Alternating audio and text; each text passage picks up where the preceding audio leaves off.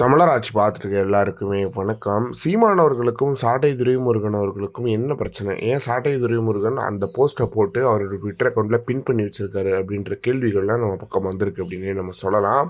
என்ன காரணம் அப்படின்னு பார்த்தீங்கன்னா சாட்டை வலைவலியில் 2 நாளுக்கு முன்னாடி நித்யானந்தா அவர்களோட ஒரு வீடியோ ஒன்று லைவ் ஆகுது. அதாவது கிட்டத்தட்ட 1 hour லைவ் ஆகுது. நித்யானந்தா பேசுகிற ஃபுல் வீடியோ அதில் லைவ் ஆகுது அப்படின்னு நம்ம சொல்லலாம். இந்த லைவை பார்த்துட்டு சீமான் அவர்கள் தான் இதுக்கப்புறம் தான் சீமான் அவர்கள் அந்த மாதிரி ஒரு அறிக்கையை வெளியிடுறாரு. அந்த அறிக்கையில் சீமான் அவர்கள் சொல்லும் போது எனக்கு இதுக்கு சம்மந்தம் இல்லை, எனக்கும் வர காணொலிகளுக்கும் சம்மந்தம் இல்லை. அதாவது அதுல மொத்தமா சாட்டை வேலையில் ஒன்று பப்ளிக் ஒப்பீனியன்ஸ் வரும், மக்கள் கருத்துக்கள் வரும். இன்னொன்று என்ன வரும் அப்படின்னு பார்த்தீங்கன்னா சாட்டை அவர்கள் பேசி போற தினமும் காணொலிகள்ல வரும். அது இல்லாம இன்டர்வியூ தான் வரும். இதுதான் வரும். இதை தாண்டி சாட்டை வேலையில பெரிய வீடியோக்கள் எப்பயாவது எக்ஸ்க்ளூசிவா ஏதாவது பண்ணுவாங்க. இதுதான் ரெகுலரா வர கட்டட்டா வந்துட்டு இருந்தது.